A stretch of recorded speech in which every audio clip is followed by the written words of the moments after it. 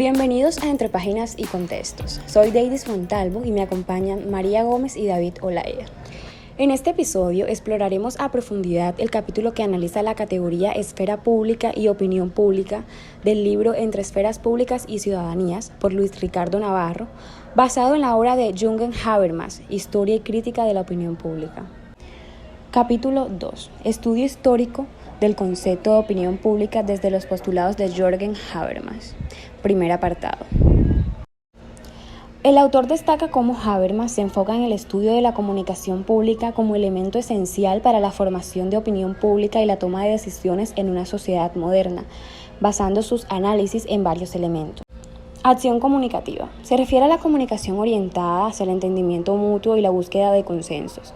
En este tipo de comunicación, las personas intercambian argumentos y opiniones de manera abierta y razonada. Racionalidad comunicativa. Para Habermas, la comunicación pública debe basarse en esta racionalidad comunicativa. Esto implica que las personas deben participar en un diálogo en el que presenten argumentos válidos y se busquen un entendimiento común sin coacciones ni manipulaciones. Medios de comunicación.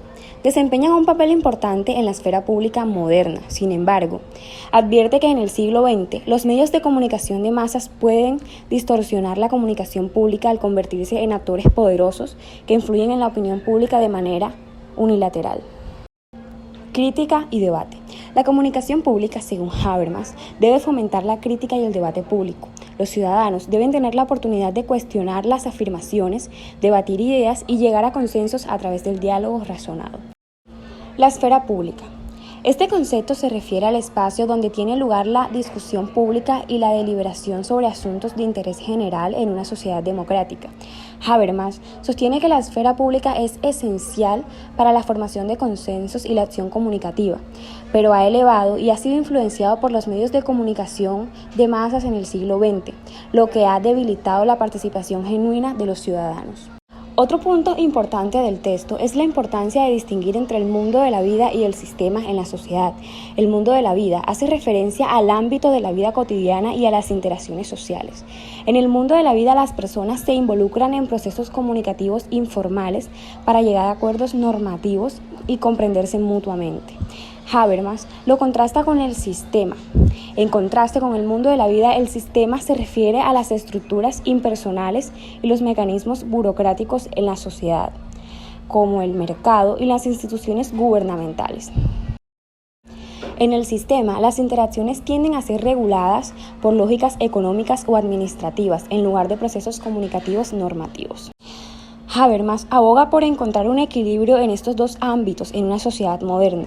Reconoce la importancia de mantener relaciones de mercado y poder burocrático para el funcionamiento de la sociedad, pero también insiste en la necesidad de preservar un espacio de comunicación en el mundo de la vida que permita la formación de consensos democráticos y la participación ciudadana genuina.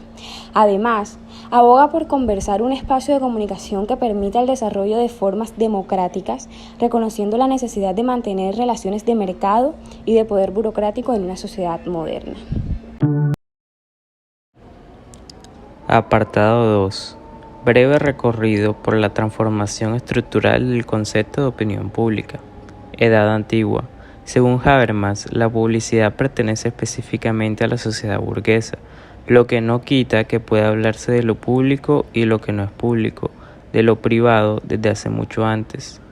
Habermas retoma las ideas de Hannah Arendt que había expuesto de manera vigorosa en la condición humana, como la esfera pública y la esfera privada. Habermas caracteriza la esfera pública griega como todo aquello que se manifiesta tal como es. A la luz de la publicidad, todo se hace visible.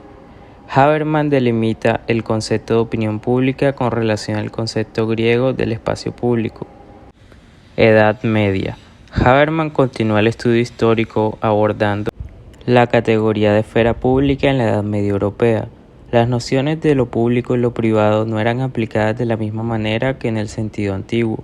Uno de los elementos que caracterizaba la diferencia es que se ponían de relieve las relaciones feudales de producción.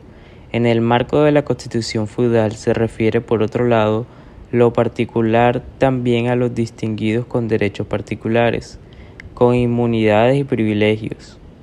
En este sentido, lo particular, lo excepcional, constituye la liberación respecto del núcleo de la feudalidad y con ello al mismo tiempo de lo público. La publicidad representativa no se constituye como un ámbito social, como una esfera de la publicidad, es más bien, si se permite utilizar en este contexto, algo así como una característica de estatus. Palabras como grandeza, alteza, majestad y fama al encuentro de esa particularidad del ser capaz de representación. En la Edad Media Europea, según Habermas, no existió una esfera pública diferenciada. En aquella época la publicidad se pareció más a un estatus de reyes y señores.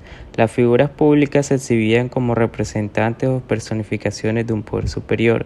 Tenía un carácter representativo, adscrito de forma exclusiva a la nobleza, en cuanto ella era la representación pública de la autoridad y personificación de un poder superior que a través de una ceremonia, de códigos de comportamiento, de insignias y gestos, se hacía visible escenificándose ante sus súbditos. La Edad Moderna. La esfera pública burguesa de tipo literario nace con las transformaciones económicas y culturales a través de las cuales la esfera familiar se desvincula de sus funciones productivas y se transforma en un lugar de intimidad y del cultivo de la subjetividad. Asimismo, esta esfera nace también con el desarrollo de los medios de comunicación impresos. Es por eso que en el contexto moderno el término privado se asocia específicamente a sin oficio público, lo que significa sin ocupar un campo público o posición oficial alguna, a lo que de otra manera implica estar sin empleo relacionado con asuntos públicos.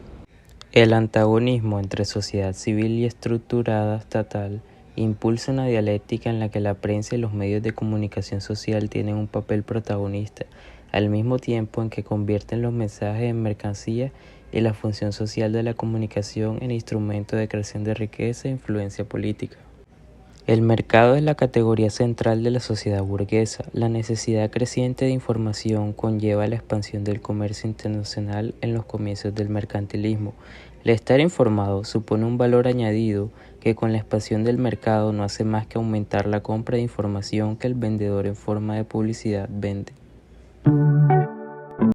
Así como David nos explica en el apartado 2 cómo Habermas caracteriza lo público con lo político, en el apartado 3 nos da la idea de la emergencia de un nuevo concepto de ciudadanía deliberativa a partir de la transformación de la opinión pública, la legitimación pública ante la ciudadanía como forma de reconocimiento político. En Conocimiento e Interés, Habermas esboza los propósitos de una teoría de la acción comunicativa con la intención práctica. Dicha propuesta elaborada en los alforjes de la escuela. La referencia ante la intersubjetividad es un indicador que demuestra que el rastreo teórico de Habermas es por el sujeto, razón por la cual el lenguaje adquiere vital importancia en su pensamiento.